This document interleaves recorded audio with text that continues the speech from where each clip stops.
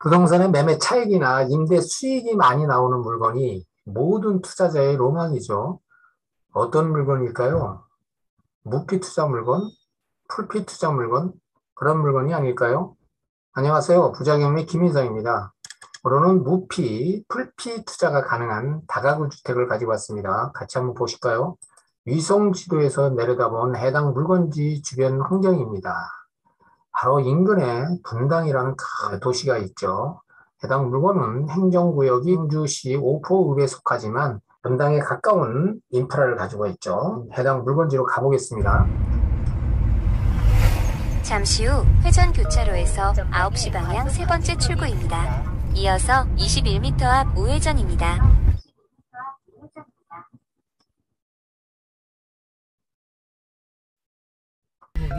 잠시 후 우회전입니다. 전방에 과속 방지턱이 있습니다. 맞아, 여기야. 잠시 후 목적지 주변입니다. 진입로입니다. 건물 이름은 서정빌라지만 빌라는 아니고 다가구입니다. 우편물에 무편물이 많이 쌓여 있죠. 공실이 많습니다. 이사를 많이 나갔습니다. 영락이가 그만큼 수월하다는 얘기고, 복도와 계단이 상당히 깨끗합니다. 분당에서 들어와서 그런 모양으로 진입을 했습니다. 이 큰 도로에서 이 진입까지가 한 6, 70m 정도에 가까운 거리라 그렇게 어렵지 않습니다. 이 일대가 전부 다 이제 다가구하고 다세대 밀집 지역이라고 보면 됩니다. 경매 정보지를 통해서 해당 물건에 대한 내역을 한번 살펴보겠습니다. 번호는 성남지원이고요. 사건 번호는 2021-5258이고요. 매각기일은 2022년 6월 27일 10시에 시작합니다. 감정가는 13억 409만 5,520원. 최저 매각가는 이번 차수에 6억 3,907천원에 진행이 됩니다. 49%대죠. 소재지는 경기도 광주시 오포읍 신현리 269번지고요. 물건의 종류는 다가구주택 22가구입니다. 매각 대상은 토지 및 건물, 제시의 건물이 포함됐습니다. 대지 면적은 360평방미터에 108.88평, 건물 면적은 521.76평방미터에 157.83평입니다. 긴 내역을 보면 방금 설명한 대로 6월 27일 매각 기일이고요. 최저 매각 금액은 6억 3,907천원이 확인됐고요. 일괄 매각입니다. 토지하고 건물하고 제시의 건물 두 개소가 있는데 제시의 건물 다 일괄 매각으로 됩니다. 제시의 건물이 1층 부분에 있고요. 옥상 부분에 있습니다. 제시의 물건이 1층은 15평 정도 상당하고 옥상 부분의 창고 부분은 180평방미터에 5평 정도가 돼서 70평이 넘는 그 평수가 제시의 건물로 돼 있어서 총 합계를 보니까 754.17평방미터에 228.13평입니다. 주차장에서 바라본 1층의 제시의 건물 부분입니다. 사시로 이렇게 처리를 해서 내부 공간을 만든 걸 볼 수 있죠. 안쪽에서 바라본 모양입니다. 이제 가재 도구가 이렇게 쌓여 있는 것을 볼 수가 있고, 면적이 요 15평이 이런 구획이 설정이 되어 있습니다. 옥탑에 제시의 건물로 시공되어 있는 창고 부분입니다. 상당히 면적이 크죠. 이 부분이 전부입니다. 이 부분. 바닥 면적을 꽉 차게 시공을 했습니다. 옥상 부분 전부에 이제 시공된 부분을 볼 수가 있죠. 그래서 제시의 건물 경량 철골 구조 및 판넬조 창고로 표기되어 있습니다. 일반 건축물 대장을 보겠습니다. 제시의 건물에 대한 위반 건축물이 등재가 안 되어 있습니다. 사용 승인일이 2010년 2월 3일에 사용 승인을 받아서 지금까지 임대 수익 중에 있는 그런 건물이고요. 1층에는 제시의 건물로 해서 근린생활시설 부분으로 이렇게 임대를 중에 있는 상황이고요. 2층에 4가구, 3층에 4가구, 4층에 3가구에서 총 11가구로 건축 허가를 받았는데 지금 현재는 2층에 8가구, 3층에 8가구, 4층에 6가구로 임대 중에 있는 그런 건물입니다. 그렇게 이용되고 있고요. 옥상에 방금 설명드린 대로 창고 부분이 있습니다. 감정평가서입니다. 토지하고 건물하고 제시의 건물 일괄적으로 감정가에 포함돼서 최초 매각가가 시작된 것을 알 수가 있습니다. 기준 시점은 2021년 4월 5일, 1년 전에 이제 감정평가를 한 그런 금액입니다.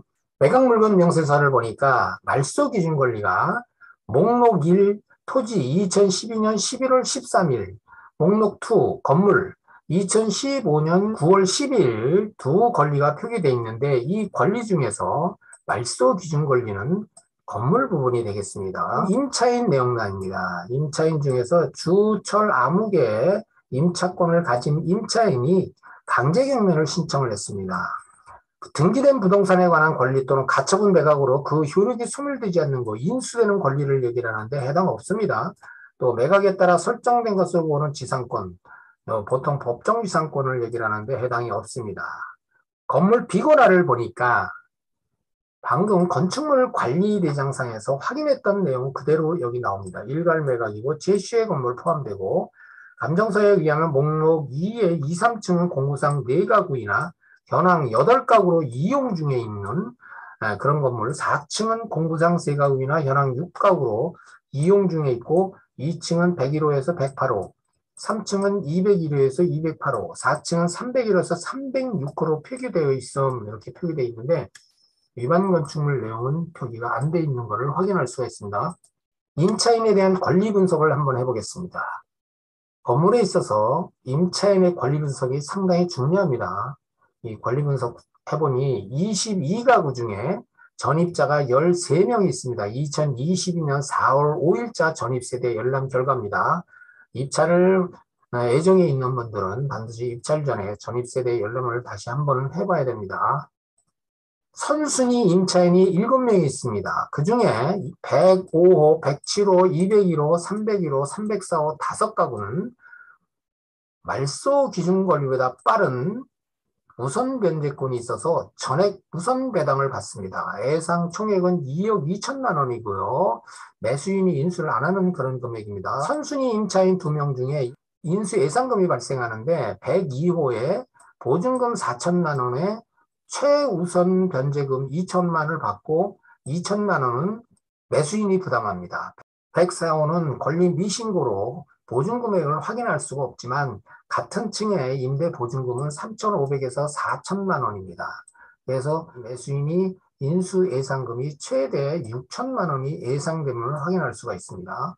소액보증금 범위 최우선 변제금이 해당 구간에 2천만 원입니다. 예상자가 14명이 예상되는데 선순위까지 포함입니다. 그래서 미배당 예상자는 총 6명으로 파악이 되고 총 22호 중 101호, 108호, 208호 옥상 제시의 부분, 창고 부분은 권리 신고가 없어서 파악이 안 됩니다. 이런 부분은 잘 파악을 하시고요. 모든 임차인은 인도명령 대상자로 매수인이 추가 부담금이 없습니다. 이 권리 미신고된 부분도 역시 인도명령 대상자입니다.